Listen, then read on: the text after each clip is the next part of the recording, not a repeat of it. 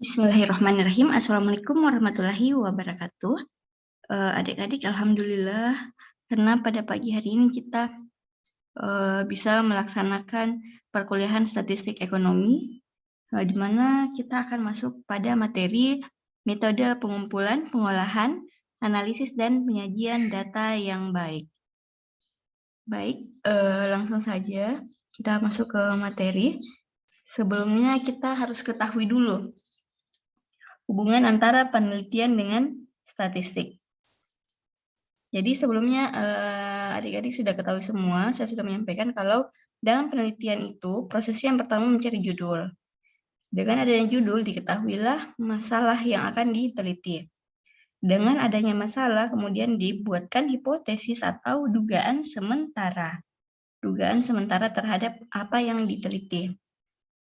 Setelah itu menentukan sampel. Kemudian mengumpulkan sampel. Setelah sampel terkumpul, menyajikan data. Jadi sampel itu disajikanlah data yang ada di dalam sampel. Selanjutnya, data yang ada dianalisa. Kemudian membuat kesimpulan atas penelitian. Di mana dibutuhkan statistik atau statistika, ternyata statistik itu dibutuhkan pada saat penentuan sampel, pengumpulan sampel, penyajian data, dan pada saat menganalisis data. Jadi pada saat itu dibutuhkan statistik. Oke, kita harus tahu dulu apa itu data. Jadi data adalah bentuk jamak dari kata datum, yang artinya keterangan mengenai satu atau beberapa hal. Selanjutnya, menurut Donald Chopper, data merupakan kumpulan sejumlah fakta atau kenyataan yang dapat dipercaya kebenarannya sehingga dapat digunakan untuk menarik kesimpulan. Jadi di sini disimpulkan pengertian data adalah keterangan atau informasi yang menunjukkan fakta, baik kuantitatif maupun kualitatif. Jadi baik dalam bentuk angka maupun bukan dalam bentuk angka. Sampai diperoleh dari hasil pengumpulan. Jadi data ini diperoleh dari hasil pengukuran.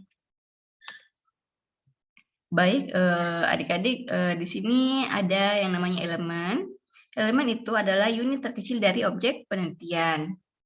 Selanjutnya, karakteristik itu adalah ciri-ciri atau sifat dari elemen. Contohnya umur, pendidikan. Kalau variabel itu adalah nilai karakteristik suatu elemen yang merupakan variabel X dan Y. Contohnya X itu pendidikan, Y variabel penghasilan. Selanjutnya, populasi adalah kumpulan dari seluruh elemen. Sampel adalah sebagian dari populasi. Oke. Lanjut, di sini kita melihat teknik pengumpulan data. Jadi, data itu bisa dikumpulkan dengan 4 cara. Yang pertama, melalui tes, kemudian wawancara. Wawancara itu ada wawancara tidak terstruktur, ada wawancara yang terstruktur. Bisa juga data dikumpulkan melalui pengamatan, baik pengamatan langsung maupun tidak langsung. Ini bisa melalui angket atau kuesioner, di mana bisa melalui tertutup atau terbuka, angket terbuka. Dan yang keempat melalui dokumentasi. Dokumentasi itu terbagi atas 3 bagian atau macam, yaitu tercetak, tergambar, dan terekam. Jadi dengan cara inilah data bisa dikumpulkan. Selanjutnya berdasarkan jenis cara pengumpulannya, seperti yang saya katakan tadi, kalau teknik pengumpulan datanya itu dilihat dari jenis cara pengumpulannya itu terbagi 4. Yang pertama melalui pengamatan atau observasi. Selanjutnya penelusuran literatur. Jadi kalau berbicara mengenai pengamatan atau observasi itu cara pengumpulan data dengan terjun dan melihat langsung ke lapangan. Jadi si peneliti turun langsung melihat, mengamati, baik di laboratorium atau di tempat penelitian langsung. Jadi dia melihat langsung objek yang diteliti. Dalam hal ini populasinya, dan pengamatan langsung dilakukan di tempat tersebut atau di lapangan. apakah di laboratorium, lapangan, atau di mana saja, yang jelas apa yang diteliti, peneliti langsung turun melihat, melakukan pengamatan secara langsung.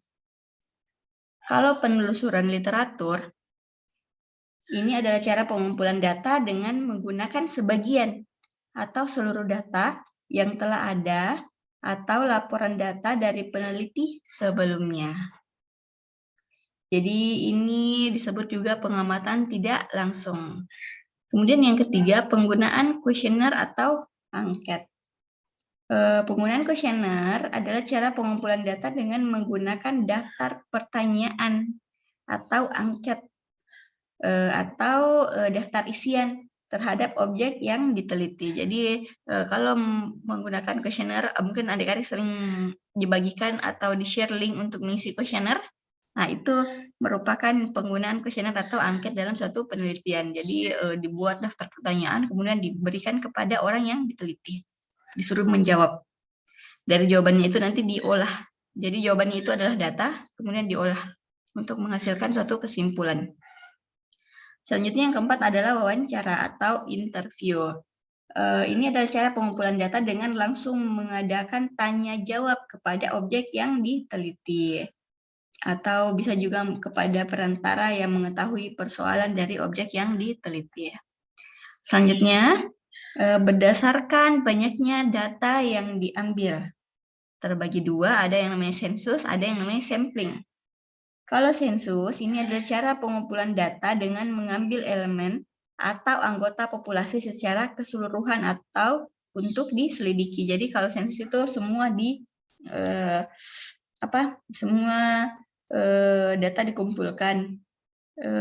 Kemudian itulah yang diselidiki. Kalau menggunakan sampling, kalau sampling itu cara pengumpulan data dengan mengambil sebagian dari elemen atau anggota populasi untuk diselidiki. Jadi tidak semua elemen dan anggota populasi itu diselidiki, tapi menggunakan metode sampel, beberapa saja yang diambil. Oke, selanjutnya pengolahan data. Teknik pengolahan data. Berbicara mengenai teknik pengolahan data, harus diketahui dulu apa yang dimaksud dengan pengolahan data itu sendiri. Jadi pengolahan data adalah proses untuk memperoleh data ringkasan berdasarkan kelompok data mentah. Kemudian tujuannya adalah mendapatkan data statistik yang dapat digunakan untuk melihat atau menjawab persoalan secara kelompok. Apa itu data mentah? Data mentah itu adalah hasil pencatatan peristiwa atau karakteristik elemen yang dilakukan pada tahap pengumpulan data. Jadi data mentah adalah data yang belum diolah atau data yang baru dikumpulkan. Selanjutnya, metode pengolahan data. Di sini kita bisa melihat ada pengolahan data secara manual dan ada pengolahan data secara elektronik. Kalau pengolahan data secara manual, ini dilakukan untuk jumlah observasi yang tidak terlalu banyak. Jadi mudah diolah ya secara manual. Memerlukan waktu yang sangat lama. Contohnya pelaksanaan pemilu menggunakan Telimar. Jadi ini contohnya ya. Dihitung langsung. Selanjutnya pengolahan data secara elektronik. Ini memerlukan bantuan komputer. Meminimalisir tingkat kesalahan, memerlukan adanya program sesuai dengan kebutuhan, dapat dilakukan pengolahan lebih lanjut. Jadi ini untuk data yang banyak, yang sudah tidak bisa dilakukan secara manual. Baik, selanjutnya beberapa contoh angka ringkasan hasil pengolahan data. Jadi hasil pengolahan data bisa dilihat seperti keterangan tentang jumlah, keterangan tentang rata-rata atau average, keterangan tentang persentase, rasio, range, dan lain-lain. Oke, selanjutnya kita masuk ke penyajian data. berbicara mengenai penyajian data, jadi kita lihat di sini ada prosedur penggunaan tabel dan grafik. Di mana data itu ada data kualitatif, ada data kuantitatif. Kalau kualitatif itu bisa menggunakan metode tabel dan metode grafik. Adik-adik bisa lihat di sini apa itu metode tabel, apa itu metode grafik. Jadi kalau grafik ada grafik batang, ada grafik lingkaran. Selanjutnya kalau data kuantitatif itu juga sama, bisa menggunakan metode tabel dan metode grafik. Dan kalau untuk data kuantitatif lebih banyak lagi metodenya ya. Jadi kalau contohnya ini untuk metode grafik bisa dalam bentuk plot titik, bisa dalam bentuk histogram, ogive, diagram scatter, dan kalau menggunakan metode tabel itu bisa menggunakan distribusi frekuensi, frekuensi relatif, frekuensi kumulatif, relatif kumulatif, diagram batang, daun, tabulasi silang. Jadi seperti apa itu sebentar kita lihat. Jadi berbicara mengenai penyajian data itu sendiri, jadi adik-adik data yang sudah diolah, tadi kan kita pertama teknik pengumpulan datanya, bisa melalui angket, kuesioner, dan lain-lain. Kemudian kita masuk ke setelah data terkumpul, data itu diolah. Setelah data diolah, kita masuk ke penyajian data. Jadi data yang sudah diolah agar mudah dibaca dan dimengerti oleh orang lain atau si pengambil keputusan perlu disajikan ke dalam bentuk-bentuk tertentu. Penyajiannya tujuannya untuk menunjukkan perkembangan suatu keadaan. Bisa juga untuk mengadakan perbandingan pada suatu waktu. Jadi, adapun penyajian data dapat dilakukan melalui bentuk tabel atau grafik. Kalau bentuk tabel, ini merupakan kumpulan angka-angka yang disusun menurut kategori-kategori sehingga memudahkan dalam pembuatan analisis data. Kategori X, contohnya jumlah pegawai menurut pendidikan dan masa kerja, ini bisa ditampilkan dalam bentuk tabel.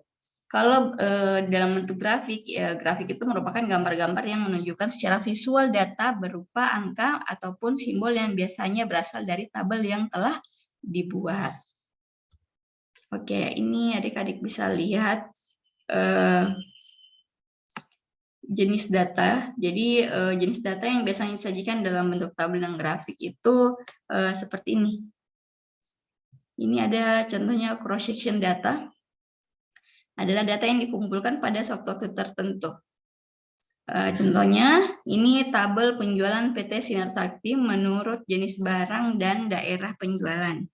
Jadi, ini ada tabel, daerah penjualannya ada daerah 1, 2, 3, 4. Terus jenis barangnya ada ABC. Nah, inilah tabel-tabelnya. Ini merupakan salah satu bentuk penyajian data. Kemudian, contoh selanjutnya data berkala. Adalah data yang dikumpulkan dari waktu ke waktu. Kalau ini kan pada waktu tertentu saja. Anggaplah pada tahun 2007. Kalau ini dari tahun ke tahun. Nah, contohnya bisa seperti ini. Grafik perkembangan seluruh hasil penjualan dari 2001 sampai 2007. Nah, seperti ini. Jadi tahunnya ada di sini. Jumlah penjualannya ini. Selanjutnya, bentuk tabel. Kalau untuk bentuk tabel itu ada 3 macam. Yang pertama ada yang namanya one way table. Itu adalah tabel yang memuat keterangan satu hal atau satu karakteristik saja. Misalnya data personalia, jumlah menurut pendidikan, masa kerja, umur, golongan, dan sebagainya.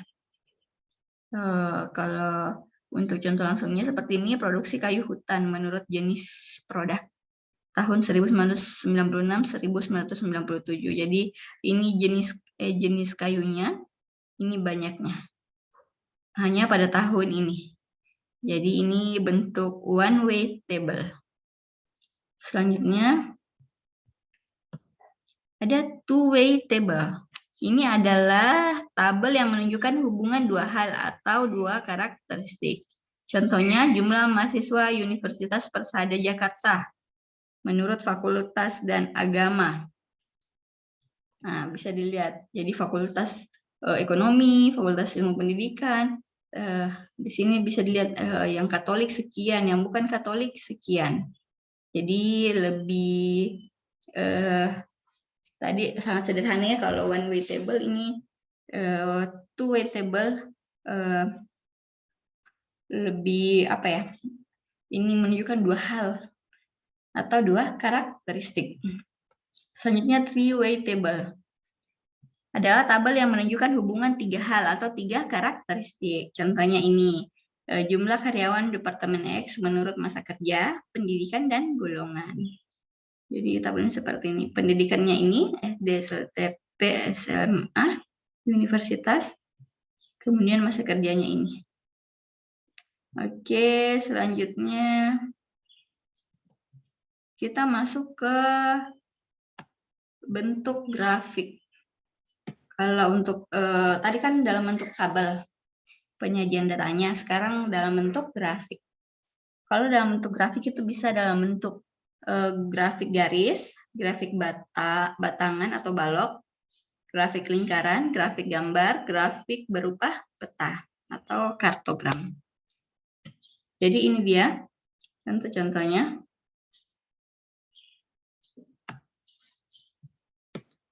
Yang pertama, single line chart. Ini adalah grafik yang terdiri dari satu garis yang menggambarkan perkembangan dari suatu karakteristik. Contohnya, penjualan perusahaan harapan kita dari tahun 2001 sampai tahun 2007 dalam jutaan rupiah. Jadi ini tahunnya 2001 sampai 2007, ini 20 juta, 40 juta, 60 juta. Jadi pada tahun 2001 penjualannya 80 juta. Pada tahun 2002 naik menjadi 100 juta. Jadi bisa dilihat dari single line chart. Selanjutnya ada single bar chart. Ini adalah grafik yang terdiri dari satu batang atau balok untuk menggambarkan perkembangan suatu hal atau kejadian. Jadi contohnya persentase kelahiran balita menurut tenaga penolong kelahiran di Indonesia. Ini dokter, ini bidan. Kemudian ini kelahirannya, jumlah kelahirannya. Jadi dalam bentuk balok. Ini salah satu bentuk penyajian data. Baik, ada single pie chart. Adalah terdiri dari satu buah lingkaran. Contohnya, data jumlah kendaraan bermotor di Indonesia tahun 1999. 71% itu sepeda motor, yang warna merah itu 12% mobil atau gerobak, 3% menggunakan bus, dan 14% menggunakan mobil penumpang. Selanjutnya ada namanya kartogram chart. Jadi seperti ini, menggunakan gambar peta. Kalau piktogram chart adalah grafik yang disajikan dalam bentuk gambar seperti ini. Oke, itulah tadi model-model penyajian data, bentuk-bentuk penyajian data. Selanjutnya kita masuk ke analisis data. Berbicara mengenai analisis data, jadi ini terbagi menjadi beberapa langkah. Beberapa langkah kuantitatif. Yang pertama, kalau analisis data kuantitatif itu, yang pertama langkahnya adalah data coding, yang kedua data entering, cleaning, output, lalu analisis. Pertama kita bahas data coding atau pengkodean data. Jadi itu data dikasih kode-kode. Ini untuk berbicara data kuantitatif ya, atau data yang dalam bentuk angka. Jadi data tersebut dikasih kode. Istilahnya data coding. Di mana proses penyusunan secara sistematis data mentah yang terdapat dalam kuesioner ke dalam mesin pengolahan data, semisal contohnya kita menggunakan SPSS. Jadi SPSS ini adalah satu sistem di komputer untuk mengolah data statistik. Mungkin adik-adik sudah tidak asing lagi dalam menggunakan SPSS, jadi nanti kalau misalnya kalian menulis skripsi, melakukan penelitian, setelah ada datanya, kalian bisa olah di SPSS. Contoh, variabel jenis kelamin, yang pertama laki-laki, yang kedua perempuan. Variabel jenis pekerjaan, anggaplah ada TNI, PNS, karyawan, dan dosen. Jadi dari kuesioner, dikasih kode laki-laki berapa, perempuan berapa, TNI berapa dalam bentuk angka untuk dimasukkan ke SPSS. Langkah kedua adalah pemindahan data ke komputer. Jadi kalau tadi pertama kali itu data dikasih kode, kedua data tersebut dimasukkan ke komputer atau data entry. Kegiatan ini adalah kegiatan pemindahan data yang telah diubah menjadi kode atau data coding ke dalam mesin pengolahan data. Jadi seperti yang katakan, data dari kuesioner dikasih dalam bentuk angka, kemudian dimasukkan lagi ke komputer. Kemudian dipindahkan ke program pengolahan data seperti SPSS, Minitab, SES, dan sebagainya.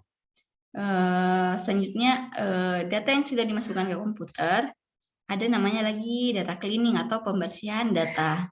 Kegiatan ini untuk memastikan bahwa seluruh data yang telah dimasukkan ke dalam mesin pengolah data sudah sesuai dengan keadaan sebenarnya. Data cleaning harus dilakukan dengan teliti agar data dapat diolah dengan mesin pengolah data sehingga mendapatkan data yang valid. Selanjutnya data output. Jadi di sini kita bisa melihat ada namanya data univariat, di mana itu adalah analisis satu variabel dalam bentuk tabel dan grafik. Ukuran pemusatan berupa mean, median, modus. Kalau untuk ukuran persebarannya range, standar deviasi, dan ragam. Data output yang kedua bisa berupa data bivariat. Ini analisis dua variabel tabulasi silang, uji statistik chi-square dan lambda dan sebagainya. Ada juga yang namanya data multivariat. Ini analisis lebih dari dua variabel. Untuk lebih jelasnya data output ini adik-adik akan kuasai nanti pada saat langsung. Jadi nanti kalau adik-adik meneliti, menulis skripsi, melakukan penelitian, data output yang adik-adik tuangkan dalam skripsi itu adalah data yang sudah diteliti dalam bentuk SPSS atau sebagainya, yang mana bagian-bagiannya bisa berupa apa yang saya katakan tadi. Selanjutnya analisis bivariat. Ini ada tabulasi silang atau crash tab, variabel independen atau persentase, variabel dependen, intervensi. Jadi ada lagi yang namanya, jadi terbagi menjadi persentase baris, kolom, dan total. Jadi itu langkah-langkah dalam menganalisis data.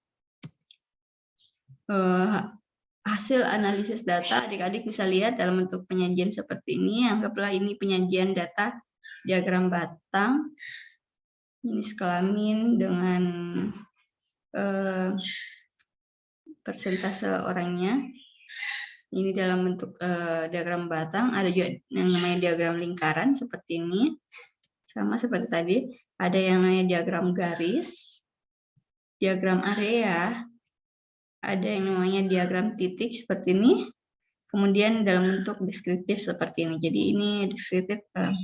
Jadi semua adalah keluaran dari hasil analisis anggaplah kita menggunakan SPSS. Jadi kalau data sudah dimasukkan ke dalam komputer, sudah diberi kode, dimasukkan ke dalam komputer,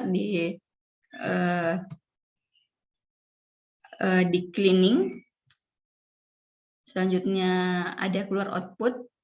Biasanya sih penyajian datanya seperti ini. Jadi yang keluar dari SPSS itu seperti ini. Dalam bentuk diagram batang, lingkaran, garis, area, diagram titik, deskriptif seperti ini. Nanti adik-adik lebih mengerti kalau sudah melihat langsung atau mencoba mengolah data langsung di SPSS. Jadi itulah sedikit gambaran dari saya bagaimana teknik pengumpulan data, pengolahan data, penyajian data, dan analisis data. Semoga apa yang saya sampaikan adik-adik bisa mengerti dan adik-adik sudah punya gambaran terkait data tersebut sampai pada penyajian dan analisisnya. Jadi ini semua adalah bentuk penyajian data. Oke. Baik, saya rasa sekian materi dari saya untuk hari ini. Saya ucapkan terima kasih atas perhatiannya, dan adapun untuk tugas, sama dengan minggu-minggu sebelumnya, saya mau adik-adik membuat resume ditulis tangan dan minimal 2 halaman. Pengumpulan tugas batas akhirnya minggu depan, 1 hari sebelum kita melaksanakan perkuliahan selanjutnya. Oke. Saya minta maaf kalau ada yang kurang dari saya, karena kesempurnaan hanya milik Allah Subhanahu wa Ta'ala. Baik, saya tutup perkuliahan hari ini dengan ucapan wabillahi taufiq wal hidayah. Wassalamualaikum warahmatullahi wabarakatuh.